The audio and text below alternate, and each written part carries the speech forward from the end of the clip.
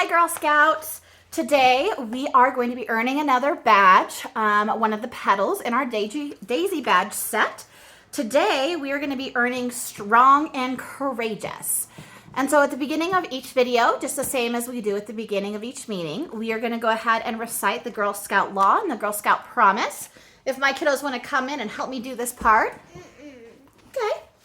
So I will do my best to be. I will do my best to be Honest and fair. honest and fair, Friendly and helpful. friendly and helpful, Considerate and caring. considerate and caring, Courageous and strong. courageous and strong, Responsible for what I say and do. responsible for what I say and do, Respect myself and others. respect myself and others, Respect authority. respect authority, Make the world a better place. make the world a better place, And be a sister to every Girl Scout. and to be a sister to every Girl Scout. Okay, now the Girl Scout Promise. On my honor, I will try On my honor, I will try to serve God and my country, to serve God and my country, to help people at all times, to help people at all times, and to live by the Girl Scout Law. and to live by the Girl Scout law. Awesome. Okay, so now we are going to go ahead and read a book about a very courageous and very strong lady. Her name was Rosa Parks. You might have heard of her. She's a very famous person who is famous for standing up for what was right. Okay, so I am Rosa Parks. I am Rosa Parks. Growing up, I was small for my age. I was sick a lot too, since we didn't have money for a doctor. But that didn't mean I was weak. Looks like you are. I'm not that short. See, most kids, Rosa's younger brother, Rosa's way down here. When I was 11, I was walking home from school, and a boy on roller skates came zipping by and shoved me. He thought I would be an easy target. To his surprise, I turned around and pushed him back. I knew fighting was wrong, but I didn't want him picking on me again. His mother saw what happened, and she was mad that I pushed him. Uh-oh, this is going to be bad. Did you just push my son? But you know what made her even madder? I was black, and her son was white. She immediately started yelling, "I'll have you put in jail! You'll never get out again!"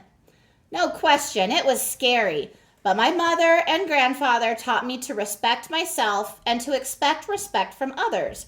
So instead of breaking down, I stood my ground and calmly but firmly explained, "Your son was the one who pushed me. I didn't bother him at all." I wasn't just standing up to that mom or even the boy on roller skates. I was standing up for myself. After that, the boy and his mom never bothered me again. Still, it was hard to change things. Sometimes it can take a long time. Back then, if you were black, you were treated unfairly just because of the color of your skin.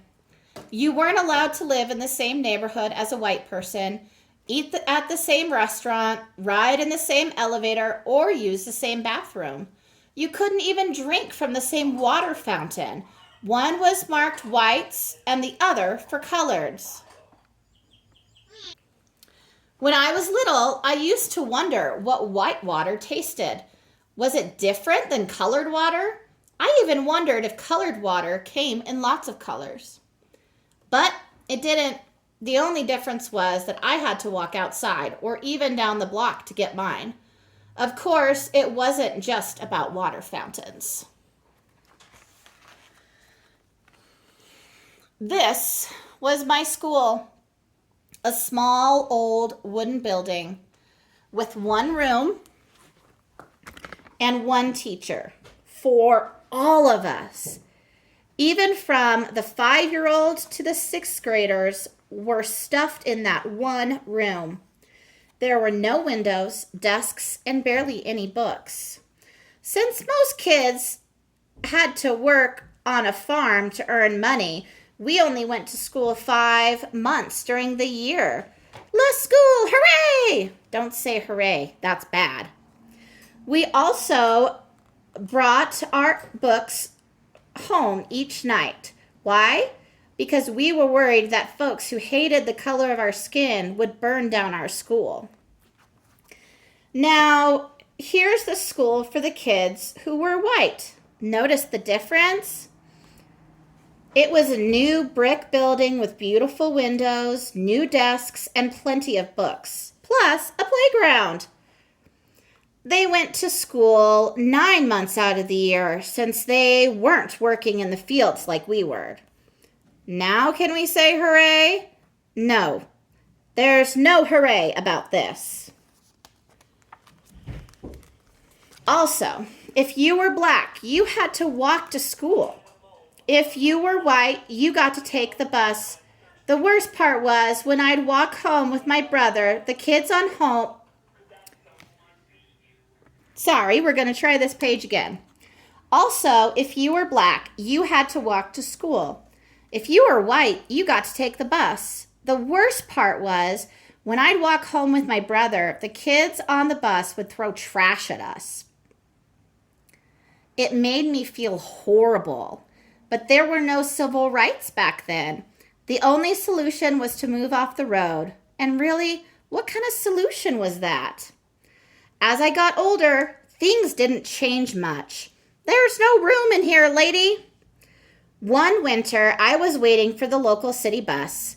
If you were black, you had to ride in the back. If you were white, you rode up front. On that day, the back of the bus was packed.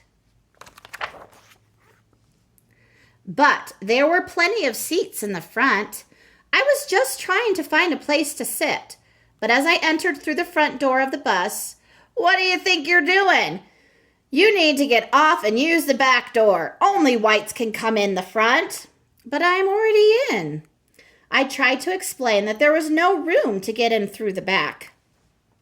The driver didn't care. He wanted me off the bus. He grabbed me by my coat sleeve. I dropped my purse near the front door. To pick it up, I sat in the front seat, a white seat. It made the bus driver madder than ever. That's it! Get out! Get off my bus! That's what he called it, my bus, as if it were his.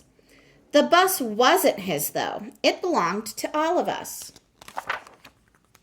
Still, that afternoon, the driver got his way. He kicked me off. But I promise you, that wasn't the last time I'd face that bus driver. See you soon. Yes, you will. From there, in addition to working as a seamstress, I started working to change things. At the NCP, we fought for fairer laws and made sure that people's stories were heard. Tell me what happened next. Do you need a lift? No thanks. I also stopped using colored water fountains. I'd rather go thirsty than be treated so poorly. It was the same with separate elevators. Instead of riding them, I'd take the stairs. But as for real change, even I didn't know what was coming. It was the end of a busy Thursday. I was 42 years old and on the bus going home. This time, I was sitting in the first row of seats that were allowed for black people. There was one man next to me and 2 women across from me. It was the same bus driver from before, the exact same one from all those years earlier. At the third stop, a few white people got in, filling the rest of the empty seats. There was one white person left standing, so the driver told those of us in my row, "Let me have those front seats." At first, none of us moved, but when he asked again, "Y'all better make it light on yourselves and let me have those seats. The other 3 people got up. I stayed right where I was. Sliding over to the window, I thought about what he was demanding. He wanted to take my seat away. He wanted to give it to that man. And why? Because I was black and that man was white. I know what the rules said, but I also know in my heart that's not how you treat people. Without a doubt, the driver was mad, but I never lost my cool. I never raised my voice. Are you gonna get up? No. People say that the reason I refused to give up my seat was because I was tired. And I was, but it wasn't the kind of tired that came from aching feet.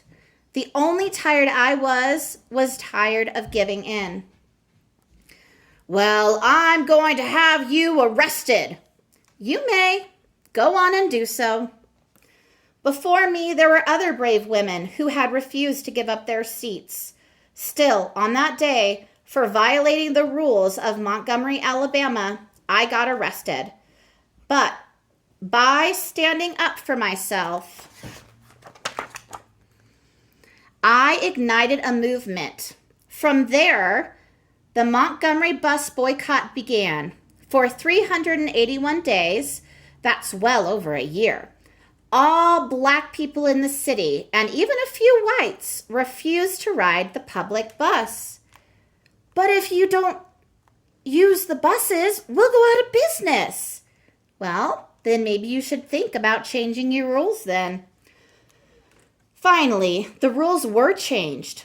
Public buses were no longer allowed to separate people based on the color of their skin. That was only the beginning. Eventually, we were allowed to drink from the same water fountain, ride the same elevators, and yes, go to the same schools. In the Declaration of Independence, Thomas Jefferson wrote that we're all created equal. Finally, the nation was starting to act like it. Now can we say hooray? Soon, we're close. Of course, that didn't mean the fight was over. There were thousands of other people just like that bus driver. But after hearing how I didn't give up my seat, there were now thousands of more people just like me, together, inspired, and committed to justice. My name's Martin. Want to hear a rough draft of my speech? You bet I do. In my life, people tried to knock me down. They tried to make me feel less than I was. They teased me for being small, being black, being different. Let me be clear, no one should be able to do that. But if they try, you must stand strong. Stand up for what's right. Stand up for yourself, even if that means sitting down. When you do, others will follow. What's the medal? It's the Congressional Gold Medal, one of the government's highest honors. George Washington got one too. Cool. Now can I say hooray? Go for it. Hooray! I am Rosa Parks. I am not a politician or a president or an actor or a famous business owner. I'm just an ordinary person.